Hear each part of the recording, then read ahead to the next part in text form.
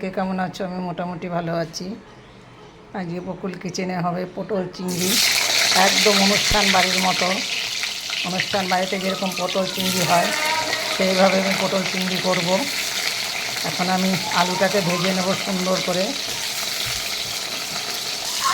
আলুটাকে ভেজে নিয়েছি, এখন পটলটাকে আমি ভেজে নেব লাল করে। আলুটাকে আমি লাল করে ভেজে নিয়েছি। এখন পটলটা এখন ভাজা হয়ে গেছে, পটলটাকে আমি নামিয়ে নেব। আমি চিংড়ি মাছটাকে এখন ভেজে নেব। চিংড়ি সব ভাজা হয়ে গেছে, চিংড়ি মাছটাকে হালকা করে ভেজে নেব। এখন আর পেঁয়াজটা ভাজার মশলাটা দিয়ে দেবো। এখানে আছে আদা, রসুন, টমেটো।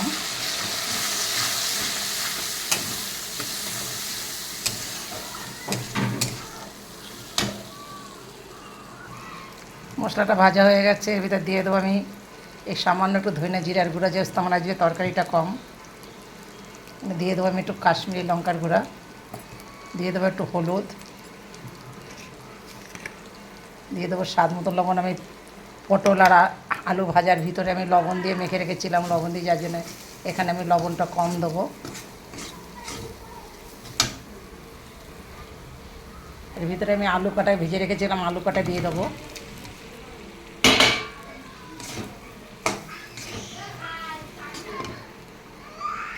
আর কষানো হয়ে গেছে, এখন আমি জল দিয়ে দেবো। পটলটা আমি পরে দেবো, নাহলে একদম গলে কাদা কাদা হয়ে যায়।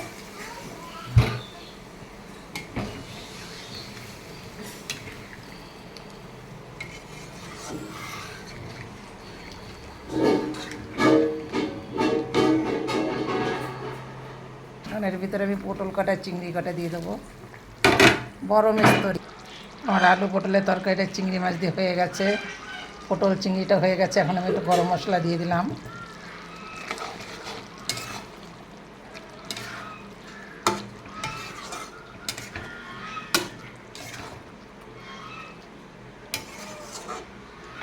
এখন আমি নামিয়ে নেবো পটল চিংড়ি।